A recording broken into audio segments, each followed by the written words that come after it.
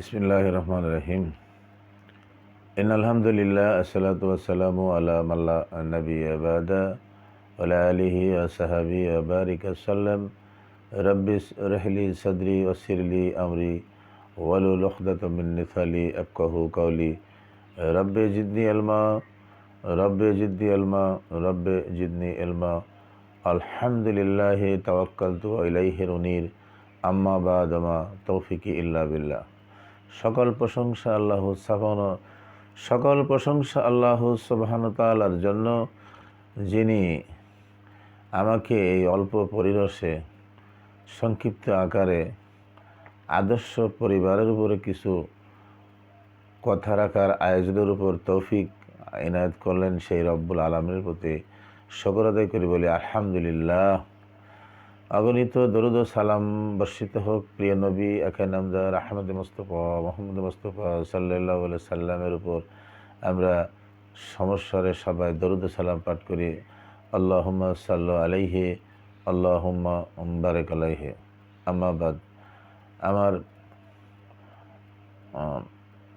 আজকের ইকরা Islamic fans টিভির পক্ষ থেকে আদর্শ পরিবারের গুরুত্ব ও বিষয় হলো ছেলে মেয়েদের বিয়ের ব্যাপারে পিতামাতার কী দায়িত্ব। এ ব্যাপারে আমরা কিছু বিষয় উপস্থাপন করব। ওমা তৌফিকি ইল্লা বিল্লাহ। সর্বপ্রথম কথা, সংসারের যারা দায়িত্বশীল, বিশেষ করে বাবা মা, ছোট থেকেই ছেলে মেয়েদেরকে ইসলামিক শিষ্টাচারের উপরে গড়ে তোলা বাবা মার দায়িত্ব। এই দায়িত্ব থেকে যদি আমরা অবহেলা করি, তাহলে আমাদের সন্তানেরা ইসলাম শিক্ষা থেকে বঞ্চিত হবে এবং শয়তানের লেজুড় ভিত্তিক সমাজে তারা নষ্ট হয়ে যাবে। আমরা আমাদের অভিভাবকদের সবারই সচেষ্ট হওয়া উচিত। ছেলেদেরকে সর্বপ্রথম পবিত্র কোরআন থেকে জ্ঞান দিতে হবে এবং আপনি আমি যারা সমাজ ও পরিবারের কর্তা, সবসময় শিষ্টাচার বজায় রাখার জন্য তাদেরকে নসিহত করতে হবে।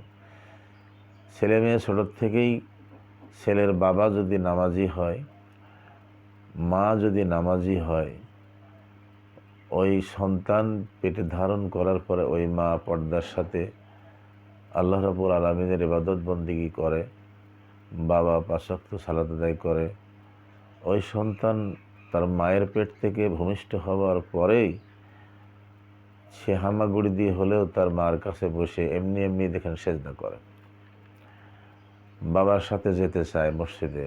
যখন হাঁটতে পারবে, যাবার মতো পরিবেশ তার মধ্যে তৈরি হবে, তাকে আপনার সন্তানকে আপনি মসজিদে নিয়ে যাবেন। ছোট ছেলেরা একটু যারা দৌড়াতে পারে, হাঁটতে পারে, তারা একটু কিচিরমিচির করবেই। আগামী ভবিষ্যতে এই মসজিদের মুসল্লি তারাই হবে, এই মসজিদের খেদমত ওরাই করবে। তো আমরা চেষ্টা করব ছেলে মেয়েদেরকে ছোট থেকেই তাওহীদের জ্ঞান দিয়ে ইসলাম শিক্ষার উপরে আমরা জোর দেব। না হলে আমাদের ছেলেদের মধ্যে শয়তানি প্রভাব বিস্তার করবে, তারা অচিরেই ধ্বংসের দ্বার প্রান্তে চলে যাবে। তো এই ব্যাপারে একটু আমরা দেখব যে কোরআন হাদিস থেকে তার পিতার মাতাদের ছেলেদের বিবাহর ব্যাপারে, যখনই একটা ছেলে ম্যাচুরিড হয়, বিবাহের যোগ্য হয়ে ওঠে, তখন ওই ছেলেকে বিবাহ দিয়ে তাকে ঘর সংসার করানোর জন্য কতটুকু দায়িত্ব পালন করার কথা কোরআন হাদিসে আসছে, ওই ব্যাপারে একটু কথাবার্তা বলবো ইনশাআল্লাহুল আজিজ। ছেলে মেয়েদের বিয়ের ব্যাপারে পিতামাতার দায়িত্ব, কর্তব্য। ছেলে মেয়ের সুষ্ঠু লালন পালনের দায়িত্ব যেমন পিতামাতা, ছেলে মেয়ের সুষ্ঠু লালন পালনের দায়িত্ব যেমন পিতামাতার, তেমনি তাদের প্রয়োজন পূরণ করে তাদের নৈতিক স্বাস্থ্য রক্ষার দায়িত্ব পিতামাতার। কাজেই বিয়ের বয়স হলে তাদের বিয়ের ব্যবস্থা করা আবশ্যক। এই দায়িত্ব প্রধানত পিতামাতা এবং তাদের বর্তমানে অন্য অভিভাবকদের। যার পিতামাতা নেই, পিতামাতার পরও যে অভিভাবকের আন্ডারে ওই ছেলে মেয়ে থাকে, তাদের দায়িত্ব তাদের ওই ব্যবস্থা করার জন্য। তো আমরা একটা হাদিস পড়ি, দেখা যাক। আবু সাইদ খুদরি রাদিয়াল্লাহু আনহু ইবনু আব্বাস রাদিয়াল্লাহু আনহু বলেন,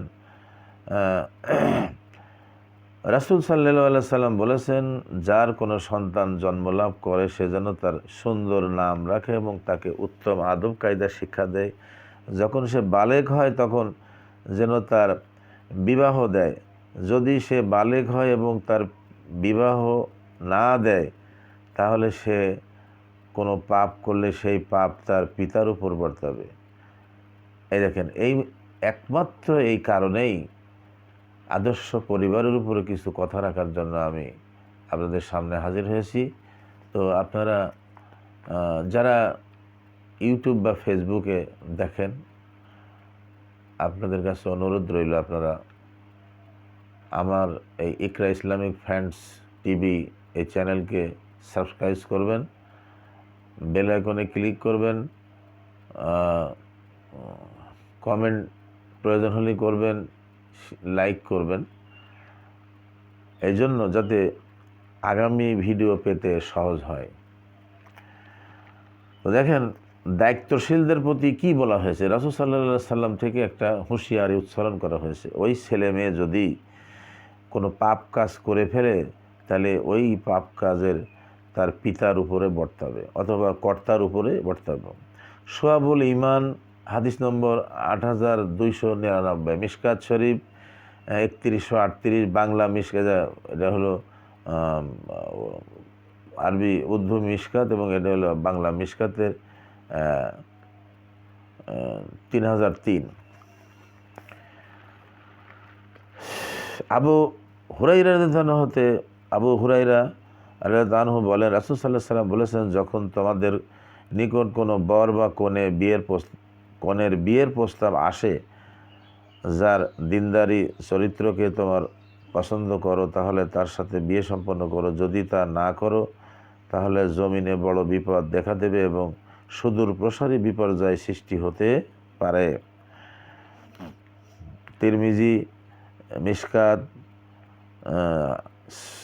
হাদিসগুলো সহি। বিবাহের অধ্যায়, মিশকাতে বিবাহের অধ্যায়ের মধ্যে এই হাদিসগুলো পাবেন, আপনারা দেখে নেবেন।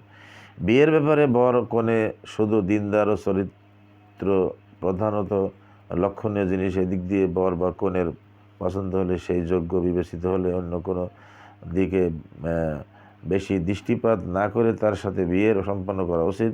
এই হাদিস দ্বারা প্রমাণিত যে এইসব দিক দিয়ে যোগ্য বর কনে পাওয়া সত্ত্বেও যদি পিতা অভিভাবক বিয়ের ব্যবস্থা না করে তাহলে তার পরিণাম অত্যন্ত খারাপ ও ভয়াবহ হবে। এইসব দিক দিয়ে যোগ্য বর বা কনে পাওয়ার পরেও দিনদার লোকের মতো, দুনিয়াদার লোকের মতো যদি কোনো অভিভাবক ধনমাল সম্ভ্রম সম্পন্ন কোনো বর বা কনের সন্ধানে থাকে তাহলে বহু সংখ্যক মেয়ে স্বামীহীনা ও বহু সংখ্যক পুরুষ স্ত্রীহীনা হয়ে থাকতে তারা বাধ্য হবে। আর এরই ফলে জিনা ব্যভিচারের ব্যাপক বিস্তার ঘটবে এবং সমাজে দেখা দেবে নানা রূপ ফিতনা ফাসাদ ও বিপদে বিপর্যয়, যা আমরা সমাজে আজকে দেখছি। স্কুল, কলেজ, মাদ্রাসা, বিশেষ করে যেগুলো আউলিয়া মাদ্রাসা, কওমিদের এরকম খুব কম শোনা যায়। বিচ্ছিন্ন কিছু আছে, এটা হয়তোবা কোনো কারণে অভিভাবকদের সচেতনতা না থাকার কারণে এগুলো হচ্ছে। আর আমি বলবো যে সামাজিক শিষ্টাচার বজায় রাখতে হলে আপনারা আপনাদের ছেলে মেয়েদেরকে শাসন করুন। তারা নামাজ পড়ে কিনা, কার সাথে মেশে, সে পর্দা করে কিনা, ছেলে নামাজ কালাম পড়ে কিনা, তার সাথী কারা। বলে সকুনুমা সাদিকিন, সত্যবাদী সাদিক লোকদেরকে তোমরা বন্ধু বানাও। যদি আমরা এভাবে ইসলাম থেকে শিষ্টাচার গ্রহণ না করি, আমার ছেলে ইহুদি নাসারার মতো হাফ প্যান্ট পরে যদি অন্য অন্য ছেলেদের সাথে রাস্তায় একদম যুবক ছেলে হাঁটাহাঁটি করে, দেখতে কেমন দৃষ্টিকটু লাগে। আমরা চেষ্টা করব। আর মেয়েদেরকে তো ছোটোর থেকে হাঁটা শেখার পর থেকে তাকে পায়জামা পরাতে হবে। তা আমি সকল অভিভাবক দেরকেই আমি বলবো, আপনারা ইসলামিক শিষ্টাচার বজায় ছেলে সন্তানদেরকে লালন পালন করুন। এদেশের সামাজিক আইনে দেখা যাচ্ছে যে ছেলে ও মেয়ের বিয়ের জন্য একটি বয়স নির্ধারণ করা হয়েছে, যার কমে ছেলে মেয়ে বিয়ে দেওয়া যাবে না। কোরআনে স্পষ্ট ঘোষণা ও নবী সাল্লাহ সাল্লামের কর্ম ও তার উপস্থিতিতে অনুষ্ঠিত ঘটনাবলীর ভিত্তিতে এই সামাজিক আইন অগ্রাহ্য এবং ভিত্তিহীন। নির্ধারিত সময়ে পূর্বে বিয়ে জায়েজ নয় বলে আইন জারি করা আদৌ যুক্তিসঙ্গত হতে পারে না। কেউ ম্যাচুইড হচ্ছে, কোনো নারী ম্যাচুইড হচ্ছে 9 বছর 10 বছরে, কোনো নারী ম্যাচুইড হচ্ছে খুব বেশি হলে 12-13 বছর বয়সে। এখন তার টাইম বেঁধে দেওয়া হয়েছে 18 বছর বয়স হতে হবে। কোনো ছেলে 16 থেকে 18-র মধ্যেই ম্যাচুইড হয়ে যাচ্ছে, ওই ছেলেকে বলা হচ্ছে নিজের পায়ে না দাঁড়ানো পর্যন্ত তোর বিয়ে শাদী করা ঠিক হবে না। ওই ছেলেও চিন্তা করছে যে আমার নিজের পায়ে দাঁড়াতে দেখা যাচ্ছে 30 বছর পার হয়ে গেছে। তখন একজন যুবক ছেলের চোখ সম্বরণ করা, অন্তর সম্বরণ করে ইসলামের উপরে টিকে থাকা খুব মুশকিল হয়ে যায়, যেহেতু আল্লাহ রাব্বুল আলামিনের তরফ থেকে যে বিষয়বস্তু আমাদের ভিতরে আল্লাহ দিয়ে দিয়েছেন, বিবাহ বন্ধনের মাধ্যম দিয়ে নিজেকে কন্ট্রোল রাখা হয়, বিবাহ বন্ধনের মাধ্যম দিয়ে ছেলে সন্তান হয়, বিবাহ বন্ধনের মাধ্যম দিয়ে মহব্বত তৈরি হয়। এই বিষয়গুলির কল তো নারী পুরুষ সবার মধ্যে আল্লাহ পাক দিয়ে দিয়েছেন। তো সময় মতো যদি সেই সুষ্ঠু কাজ না করা যায়, সেই জিনিসের থেকে খারাপ প্রতিক্রিয়া প্রবৃত্তির অনুসরণ করায় কোনো পাপ কাজে ছেলেমেয়েরা হয়তো জড়ে গেলে বাবা মা যদি সচেতনতা সৃষ্টি না করে, তাহলে হয়তো কোনো এক সময় তারা কোনো ক্ষতির দিকে নিমজ্জিত হবে এবং ক্ষতির রেশিও আমরা যারা অভিভাবক তাদের উপরে বর্তাবে। এই মর্মে রাসূল সাল্লাল্লাহু আলাইহি ওয়াসাল্লাম হাদিস প্রণয়ন করেছেন। আমরা সতর্ক হব, চেষ্টা করব আদর্শ পরিবার গঠনে রাসূল সাল্লাল্লাহু আলাইহি ওয়াসাল্লামের সিলেবাস অনুযায়ী আমরা আগানোর চেষ্টা করব। মা আয়েশা রাদিয়াল্লাহু আনহা থেকে বর্ণিত, নবী সাল্লাল্লাহু আলাইহি সাল্লাম যখন তাকে বিয়ে করেন তখন তার বয়স ছিল 7 বছর, আর যখন তাকে বাসর ঘরে পাঠানো হয় তখন তার বয়স হয়েছিল 9 বছর। তখন তার সাথে তার খেলনা ছিল। আর যখন তাকে ছেড়ে নবী সাল্লাল্লাহু আলাইহি সাল্লাম ইহকাল ত্যাগ করেন তখন তার বয়স ছিল 18 বছর মাত্র। একজন নারী তার দাম্পত্য জীবন তার স্বামীর সাথে ব্যয় করার পরে 9 বছর থেকে 18 বছর, মাত্র ধরেন 9-10 বছর তার স্বামীর সাথে সংসার করেছেন। এর মধ্যেই তার স্বামী ইহলোক ত্যাগ করে বারজাকি জীবনে চলে গেছেন। মুসলিম শরীফে এটার হাদিস আসছে, মিশকাতে হাদিস আসছে, বিবাহ অধ্যায় ওলিমা অনুচ্ছেদ বাংলা মিশকাতের মধ্যে আপনারা পাবেন এবং মুসলিম শরীফে পাবেন। অন্য বর্ণনায় বলা হয়েছে বিয়ের সময় আয়েশা রাদিয়াল্লাহু তাআলার বয়স ছিল 6 বছর। আরেকটা হাদিস এরকম বুখারীতে আসছে, বুখারীর 3894 নম্বর হাদিসে এরকম আসছে। মুসলিম শরীফে ওই হাদিসটা আসছে, হাদিস দুই জায়গায় একটু দুই রকম আসছে, তবে 6-7 একই ব্যাপার। হয়তো আমাদের দেশের শিষ্টাচারের মধ্যে এটা আসে না, তারপরেও রাসূল সাল্লাল্লাহু আলাইহি সাল্লামের জীবদ্দশায় এগুলো হয়েছে, আমরা মেনে নিতে বাধ্য। ইবনে মাজাতে 1876 নম্বর হাদিস সহিহ, হাসান সহিহ এবং সহিহ হাদিস, এই ইবনে মাজার হাদিস। অর্থ হাদিস দ্বারা প্রমাণিত হয় যে নবী সাল্লাল্লাহু আলাইহি সাল্লাম নিজে আয়েশা রাদিয়াল্লাহু আনহাকে 6 বছর কিংবা 9 বছর বয়সে বিয়ে করেন। কাজেই স্পষ্টভাবে বোঝা যায় যে ইসলামে ছেলে মেয়ের বিয়ের জন্য কোনো নিম্নতম বয়স নির্ধারণ করা হয়নি। যে কোনো বয়সে ছেলে মেয়েকে যে কোনো সময় অনায়াসে বিয়ে দেওয়া যেতে পারে। অবশ্যই ইসলামী শরীয়তে ছোট বয়সে ছেলে মেয়েকে বিয়ে দিতে আদেশ করা হয়নি কিংবা সেই জন্য উৎসাহ দেওয়া হয়নি। তবে প্রয়োজন হলে তারা বিয়ে শাদী দিতে পারে, যেহেতু অনেক মেয়ে হয়তো ছোটোতেই ম্যাচুইড হয়ে যায়, অনেক ছেলে ছোটোতে ম্যাচুইড হয়। তাদের মধ্যে যদি সেই প্রভাব বিস্তার দেখা যায়, আমরা অবশ্যই তাদেরকে বিবাহ বন্ধনে আবদ্ধ করতে বাধ্য হব। তো যা আমরা ইসলামিক শিষ্টাচারের মধ্যে পেয়ে যাই। বিবাহের মতামত জ্ঞাপনের অধিকার, দেখা যাক ইসলামেতে কি বলে। বিয়ের পূর্বে মেয়েকে দেখে নেওয়া যে ব্যবস্থা ইসলামে করা হয়েছে, এটাই প্রমাণিত যে বিয়ের ব্যাপারে শরীয়তে নির্দিষ্ট সীমার মধ্যে থেকে পুরুষের পক্ষে স্ত্রী এবং মেয়ের পক্ষে স্বামীকে মনোনীত করার স্থায়ী অধিকার রয়েছে। আল্লাহ তাআলা পুরুষদের সম্বোধন করে বলেন, নারীদের মধ্যে তোমাদের পছন্দ মতো তোমরা বিয়ে করো। তো একথা কে বলেছেন? আল্লাহ রাব্বুল আলামিন বলেছেন। সূরা নিসার 3 নম্বর আয়াতে আপনারা পাবেন যে তো নারীদের মধ্যে হতে তোমাদের পছন্দ মতো তোমরা বিয়ে করো। তাহলে কি আপনার স্ত্রীকে একমাত্র আপনিই স্ত্রী হিসাবে মনোনীত করার জন্য চূড়ান্ত পর্যায়ে আপনিই দেখবেন, এবং ওই মেয়েও যেহেতু বিবাহ বন্ধনে আবদ্ধ হবে, তার স্বামীকে বিবাহের আগে এক নজর সে সুন্দর করে দেখে নিতে পারে, এটা জায়েজ আছে চূড়ান্ত বিবাহের চূড়ান্ত মুহূর্তে। আর খামখেয়ালি করি শত শত মেয়ে দেখতেছি, বিয়ে করি না, তো এত কিছু আনশিষ্টাচারের মধ্যে থাকা যাবে না। রাসূলের শিষ্টাচারের মধ্যে এসেই বর কনে নির্ধারণ করতে হবে। আল্লাহ যেন আমাদেরকে এই রাসূল সাল্লাল্লাহু আলাইহি সাল্লামের শিষ্টাচার অনুযায়ী বর কনে নির্ধারণ করার তৌফিক এনায়েত করে, আমরা বলি আল্লাহুম্মা আমিন। তো আয়াতে আল্লাহ বলেন, রূপ সৌন্দর্য, জ্ঞান বৃদ্ধি ও পারিবারিক ব্যবস্থা ও কল্যাণ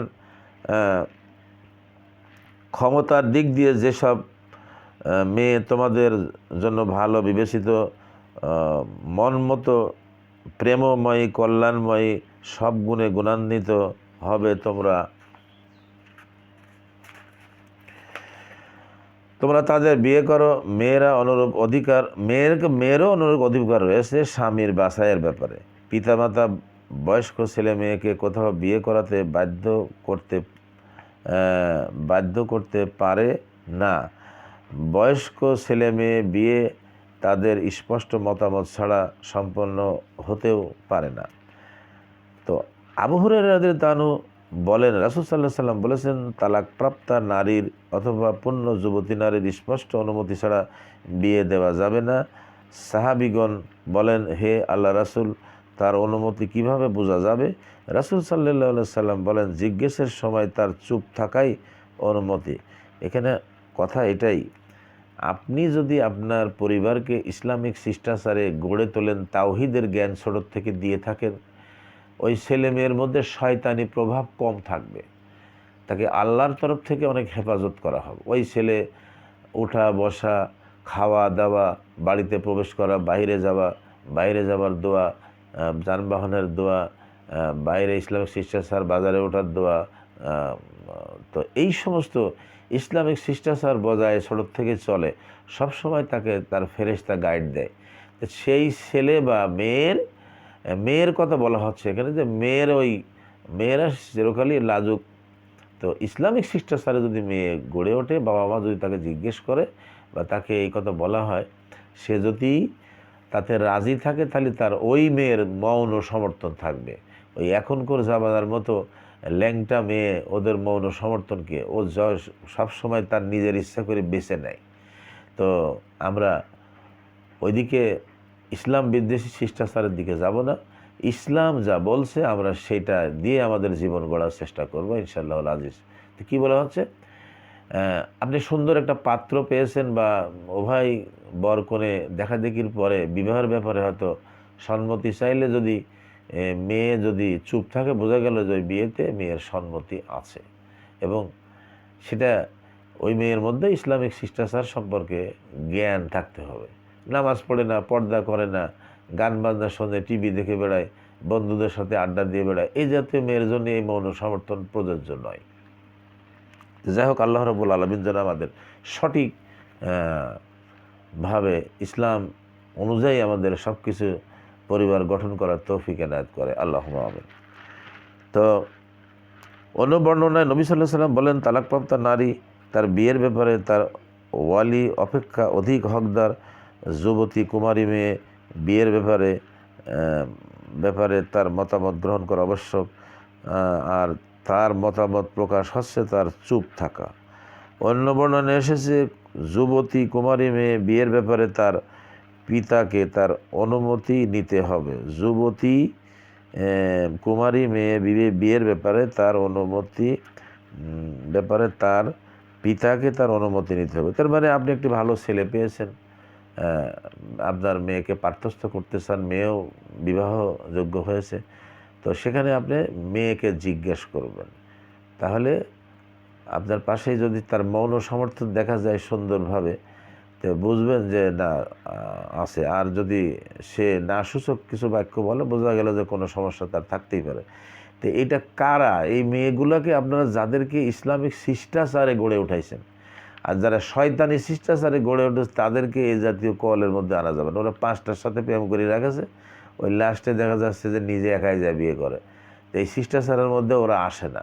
তো আল্লাহ যেন আমাদের সঠিক শিষ্টাচারের মধ্যে থেকে ছেলে মেয়েদেরকে ইসলামিক শিষ্টাচারে লালন পালন করে সময় মতো তাদের বিবাহ বন্ধনে আবদ্ধ করে আমাদের দায়িত্বকে যেন আমরা যথাযথ ব্যবহার করতে পারি। আল্লাহ রাব্বুল আলামিন যেন আমাদেরকে তৌফিক এনায়েত করে। তো মানুষ মাত্রে ভুল থাকতে পারে। আমার এই ছোট্ট অল্প পরিবেশে পরিবার গঠনে পরিবার গঠনের উপরে বিবাহের যে ছেলে মেয়েদের বিয়ের ব্যাপারে যে পিতামাতার দায়িত্ব, এই ছেলে মেয়েদের বিবাহের ব্যাপারে পিতামাতার দায়িত্বের উপরে একটু কথা রেখেছি। ভুল ত্রুটি মার্জনীয়।